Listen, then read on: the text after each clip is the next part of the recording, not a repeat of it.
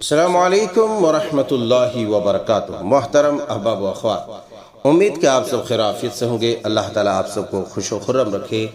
آج ہم ذکر خیر کی سعادت حاصل کریں گے سیدہ ماریہ قبطیہ رضی اللہ تعالی عنہا کا۔ سیدہ ماریہ قبطیہ رضی اللہ تعالی عنہا اپنے زمانے کی ایک فاضلہ اور عالمہ خاتون تھی۔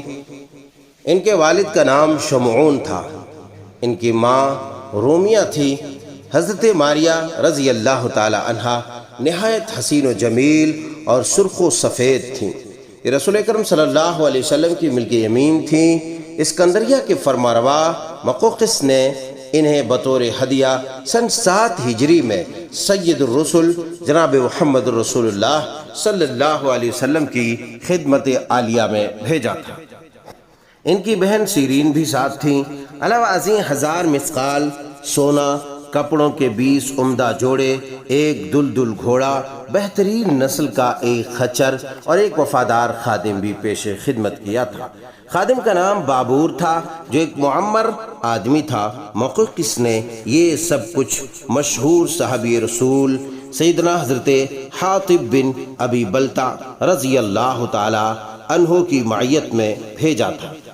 حضرت حاطب بن ابی بلتع رضی اللہ تعالی عنہ نے سیدہ ماریہ رضی اللہ تعالی عنہا کو اسلام کی دعوت دی اور اس پر عمل پیرا رہنے کی ترغیب دی۔ چنانچہ آپ نے اسلام قبول کر لیا اور آپ کی بہن سیرین بھی دار اسلام میں داخل ہو گئی، لیکن ان کا خادم بدستور اپنے مذہب پر قائم رہا۔ اس نے مدینہ منورہ میں آ کر رسول اللہ صلی اللہ علیہ وسلم کے سامنے اسلام قبول کر لیا۔ نبی کریم صلی اللہ علیہ وسلم نے حضرت ماریہ قبطیہ رضی اللہ تعالی عنہا کو عالیہ یعنی ایک اونچے مقام پر ٹھہرایا، جو مدینہ سے نجد کو جاتے ہوئے ایک بستی میں واقع تھا۔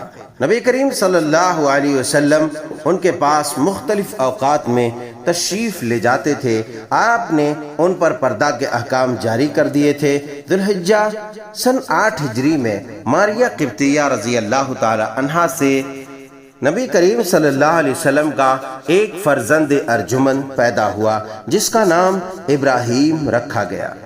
حضرت ابراہیم رضی اللہ تعالی عنہ کو دودھ پلانے کے لیے آپ نے حضرت ام بردہ بنت منذر بن زید رضی اللہ عنہا کی تحویل میں دے دیا۔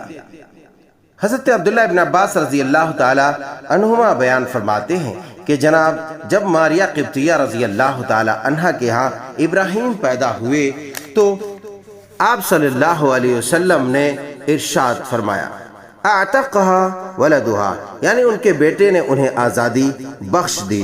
چنانچہ سیدہ ماریہ قبطیہ رضی اللہ تعالی عنہا گرچہ ملک یمین کے گروہ سے تعلق رکھتی تھی، لیکن رسول رحمت صلی اللہ علیہ وسلم ان کا ازحد خیال رکھتے تھے، بلکہ کہنا چاہیے کہ بہت احترام کرتے اور انہیں تمام سہولتیں بہم پہنچاتے تھے۔ خود ام المومنین سیدہ عائشہ صدیقہ رضی اللہ تعالی عنہا فرماتی ہیں کہ نبی کریم صلی اللہ علیہ وسلم اکثر سیدہ ماریہ قبطیہ کے ہاں جاتے اور ان کی ہر قسم کی ضروریات پوری کرتے تھے۔ بقول ام المومنین سیدہ عائشہ رضی اللہ تعالی عنہا کے ماریہ جب مدینہ منورہ آئیں تو پہل انہیں حضرت حارث بن نعمان رضی اللہ تعالی عنہ کے مکان پر ٹھہرایا گیا تھا۔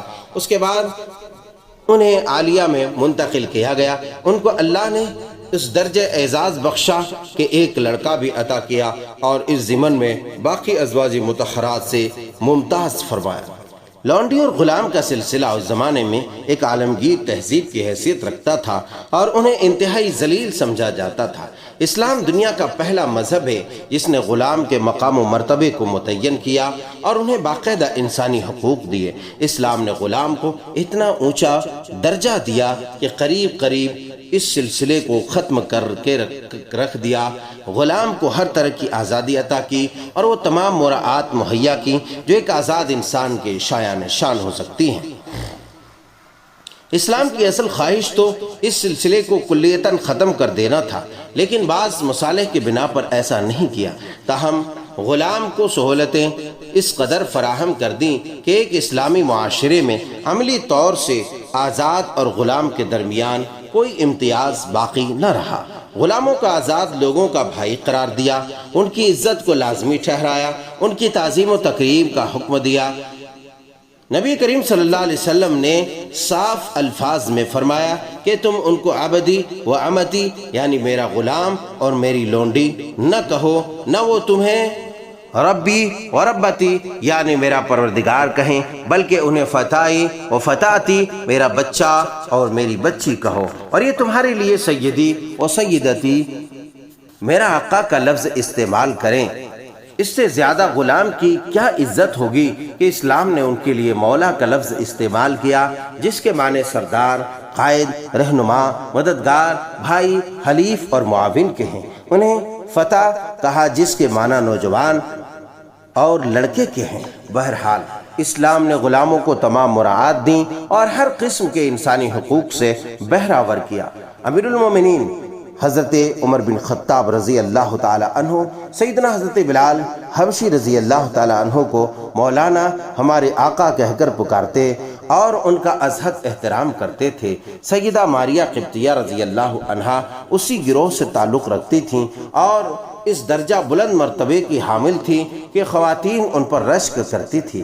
نبی کریم صلی اللہ علیہ وسلم کی وفات کے بعد صحابہ اعظام انہیں انتہائی قدر و منزلت کی نگاہ سے دیکھتے تھے۔